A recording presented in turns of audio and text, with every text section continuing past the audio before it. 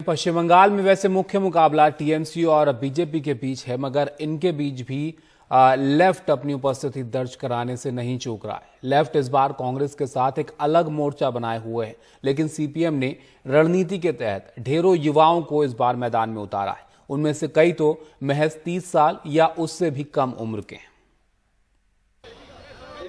कोलकाता में लेफ्ट और कांग्रेस की संयुक्त रैली में लाल झंडों का ये हुजूम देखिए।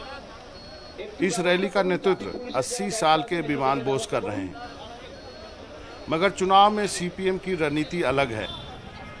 वहां पर पार्टी नए चेहरों को मौका दे रही है, जैसे सिंगूर से सृजन भट्टाचार्य जी, जो महज 27 साल के हैं और सीपीएम के छात्र संगठन से आए हैं। सृजन वहां से अपनी किस्मत आजमा रहे हैं, जो पश्चिम बंगाल में सीपीएम के पतन का केंद्र साबित हुआ। सिंगूर को इतिहास के किताब में सिंगूर को एक कारखाना तोड़ने के इतिहास के लिए नहीं जाना जाएगा। सिंगूर को फिनिक्स पाखी के रूप से जाना जाएगा, जो कि कारखाना तोड़ने का जो दुख है वो पार करके जो नए शुरुआत के लिए जाना जाएगा, और वो नए शुरुआत करने के लिए अभी हम यहाँ पे सिंगूर में है। इसी तरह एसएफआई की आयशी घोष जमुरिया से, दीपसिता धर बाली से, मीनाक्षी मुखर्जी नंदीग्राम से और शतरूप घोष कस्बा से चुनाव लड़ रहे हैं।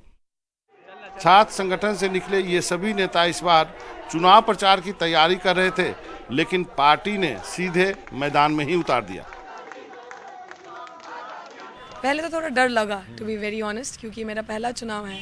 इसके पहले हम चुनाव लड़े, पर वो कैंपस के अंदर, जेएनयू के अंदर, कॉलेज के अंदर, तो मैं बहुत ज़्यादा कॉन्फिडेंट तो नहीं थी। थोड़ा डर लग रहा था कि एकदम नए तरीके से, एकदम नए माहौल में कैसे कर पाएंगे।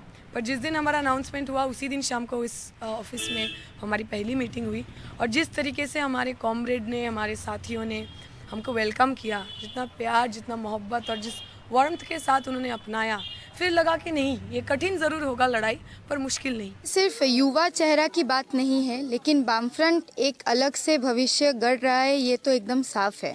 ब्रिगेड के बाद से जो लोग बार बार बोलते हैं कि वामफ्रंट खत्म हो गया है पश्चिम बंगाल से, आज वही संयुक्त मोर्चा एक प्लेटफॉर्म बना के एक चैलेंज इस समय पे दे रहा है, एक ऑल्टरनेटिव, रियल ऑल्टरनेटिव लोगों के सामने खड़ा कर चुका है। सीपीएम भी यह मानती है कि देश में जब 65% मतदाता 40 साल का हो, तो युवाओं को मौका मिलना ही चाहिए। ये वक्त अब बदलने का है, वरना पार्टी का भविष्य नहीं बचेगा।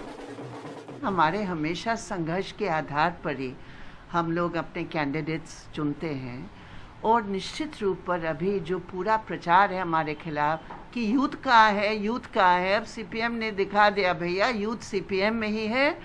सीपीएम से प्रेरणा लेकर अभी यूथ लड़ रही है, मैदान में आ गई है, और बीजेपी टीएमसी दोनों का जो हमला है जनवाद के ऊपर, कॉन्स्टिट्यूशन के ऊपर, ये हमारी जनरेशन उसका सही तरीके से मुकाबला करके जीतेगी।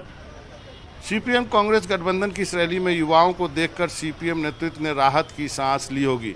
बड़ी संख्या में युवा, लड़के और लड़कियां इस रोड शो में इकट्ठा हुए। बदलाव होना चाहिए। पिछले 10 साल से जितना देखा है, क्या भरोसा रखेंगे आप? पिछले 10 साल से क्या भरोसा रखेंगे? 6 साल से ऊपर या 5 साल से ऊपर एसएससी, पीएससी कुछ भी नहीं हुआ है, टेट कुछ भी नहीं हुआ है, क्या भरोसा रखेंगे? यही वजह है कि ढेर सारे लोग जो हैं, युवा चेहरे जो हैं, वो आए हैं यहाँ पर, और लेफ्ट ने इस बार बड़ी संख्या में युवा चेहरों को टिकट दिया है, जिसका फर्क जो है पड़ता दिख रहा है। आप देख रहे हैं कि यहाँ पर लेफ्ट का झंडा लिए हुए यंग चेहरे, ये जवान चेहरे जो हैं, वो लेफ्ट का झंडा लेके चल रहे हैं। ये लेफ्ट के लिए एक नई बिगनिंग जो है वो कहा जा रहा है, जो मैं आपको बार बार दिखाने की कोशिश कर रहा हूं। तो सब कुछ के बीच, पेंडेमिक, कोरोना के बीच, और या कहें राहुल और प्रियंका के प्रचार ना करने के बावजूद, तीसरे और हाशिए पे ढकेल दिए जाने के बावजूद, तीसरा मोर्चा कांग्रेस का और लेफ्ट का अपना शक्ति प्रदर्शन कर रहा है। दरअसल लेफ्ट को एहसास है कि चुनौती उसके वर्तमान की नहीं, भविष्य की भी है। ये युवा चेहरे आने वाले कल की पहचान बन सकते हैं। बेशक इस बार भी उनकी मौजूदगी नतीजों पर असर डालेगी। कोलकाता से कैमरामैन राकेश के साथ मनोरंजन भारती, एनडीटीवी इंडिया के लिए।